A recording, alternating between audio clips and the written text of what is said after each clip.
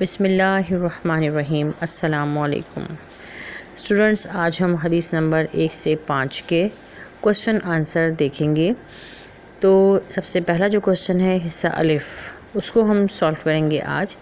اس میں سب سے پہلا ہے کہ مندرجہ ذیل سوالات کے جوابات دیں۔ اس میں 2 احادیث کے ترجمے دیے گئے ہیں، ٹھیک ہے، ان کا ہم ترجمہ دیکھتے ہیں، اور ایک لانگ کوشچن دیا ہے۔ تو سب سے پہلے ہم ترجمہ دیکھتے ہیں کہ کون کون سی احادیث کے ترجمے ہیں۔ سب سے پہلی جو حدیث ہے وہ ہے خیرکم من تعلم القرآن وعلمہ، یعنی تم میں سے بہترین شخص وہ ہے جو قرآن سیکھے اور دوسروں کو بھی سکھائے۔ اس میں قرآن پاک کے سیکھنے اور سکھانے کی فضیلت بیان کی جا رہی ہے۔ جس طرح قرآن بہترین کتاب ہے، اس طرح اس کا سیکھنے اور سکھانے والا بھی بہترین شخص ہے، ٹھیک ہے۔ سیکنڈ دیکھیں، اول الناس بیوم القیامۃ اکثرہم علیہ الصلاۃ، اور اس کا ترجمہ یہ ہے کہ قیامت کے دن لوگوں میں سب سے زیادہ قریب وہ شخص ہوگا جو مجھ پر کثرت سے درود بھیجتا ہوگا۔ یعنی کہ اس حدیث میں درود پاک کی فضیلت بیان کی جا رہی ہے کہ جو درود شریف پڑھنے والا شخص ہوگا آپ صلی اللہ علیہ وسلم پر، وہ قیامت کے دن آپ صلی اللہ علیہ وسلم کا قرب حاصل کرے گا اور آپ صلی اللہ علیہ وسلم کے قریب ہوگا۔ لیکن ہم سے صرف ترجمے پوچھے گئے ہیں تو ہم نے صرف ترجمے لکھنے ہیں۔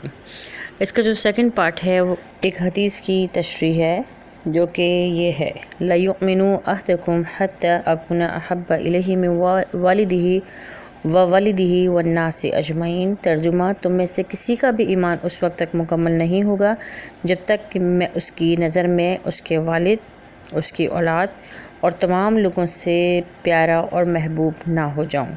تو اس کی ہمیں جو چیز درکار ہے وہ ہے تشریح لکھنی ہے اس کی، تو کم از کم 1 سے 1.5 پیج کافی ہوگا اس کی تشریح کے لیے، ٹھیک ہے۔ تو وہ میں نے رائٹ کر لی ہے، آپ دیکھیں کہ اگر ٹھیک ہو تو آپ اس سے فائدہ اٹھائیے، ٹھیک ہے۔ تو تشریح ہے کہ مندرجہ بالا حدیث میں حضور اکرم صلی اللہ علیہ وآلہ وسلم سے محبت کو ایمان کی علامت قرار دیا گیا ہے۔ حضور اکرم صلی اللہ علیہ وآلہ وسلم کا وجود ہم تمام انسانوں کے لیے باعث برکت اور سعادت مندی ہے۔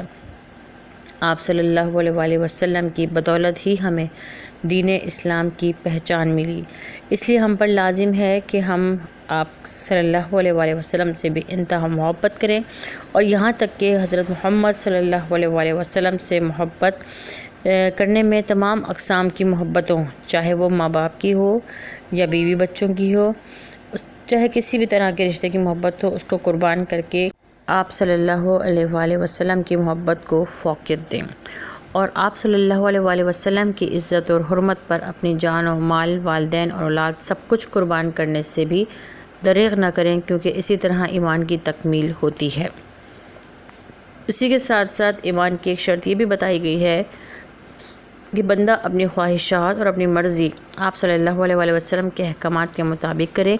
چنانچہ اس بات کی تصدیق اس حدیث سے ہوتی ہے کہ تم میں سے کوئی کامل مومن نہیں ہو سکتا یہاں تک کہ اس کی خواہشات اس شریعت کے تابع نہ ہو جائے جو میں لایا ہوں۔ ایمان دنیا کی سب سے بڑی دولت ہے، جس کے باعث نہ صرف انسان دنیا میں فائدہ حاصل کرتا ہے بلکہ اس کے ساتھ ساتھ آخرت کے لیے بھی تیاری ہوتی رہتی ہے۔ تو مندرجہ ذیل آیت میں حضور اکرم صلی اللہ علیہ وسلم کی محبت و اطاعت کو بڑی شان اور عظمت سے بیان فرمایا ہے کہ ترجمہ، اے ایمان والوں، تمہارے والدین، تمہاری اولاد، بیویاں اور دیگر رشتہ دار اور مال اور جائیداد، یہ سب اللہ اور اس کے رسول صلی اللہ علیہ وآلہ وسلم سے زیادہ محبوب نہیں ہونے چاہیے، اور والدین و دیگر رشتہ داروں کی محبت تمہیں راہ حق پر چلنے پر رکاوٹ نہ بنے۔ اگر کوئی شخص اللہ اور اس کے رسول صلی اللہ علیہ وآلہ وسلم کو سب سے زیادہ محبوب نہیں رکھتا تو پھر وہ اللہ کی ناراضگی سے بچ نہیں سکے گا، ٹھیک ہے۔ یعنی کہ ایمان کی شرط یہ ہے کہ آپ صلی اللہ علیہ وآلہ وسلم کی جو محبت ہے سب محبتوں پر غالب ہو، ٹھیک ہے۔ اور اس آنسر کا اختتام اس شعر پہ کروں گی کہ محمد صلی اللہ علیہ وسلم کی محبت دین حق کی شرط اول ہے۔ محمد صلی اللہ علیہ وسلم کی محبت دین حق کی شرط اول ہے، اسی میں ہو اگر خامی تو سب کچھ نامکمل ہے۔ یعنی ہمارا دین، ہمارا ایمان اس وقت ہی مکمل ہوتا ہے جب محمد صلی اللہ علیہ وسلم کی محبت ہمارے دل میں پیدا ہو، الفت پیدا ہو، اور اس سے بڑھ کر کوئی اور چیز ہمارے لیے نہ ہو، ٹھیک ہے۔ تو یہ آج کا لیکچر تھا، امید ہے کہ آپ کو سمجھ آ گیا ہوگا۔ لیکچر پسند آئے تو لائک کیجیے گا اور اپنی دعاؤں میں ضرور شامل کیجیے گا۔ اگلے لیکچر کے ساتھ جس میں شارٹ کوسچن شامل ہوں گے پھر حاضر ہوں گے. اس وقت تک کے لیے اللہ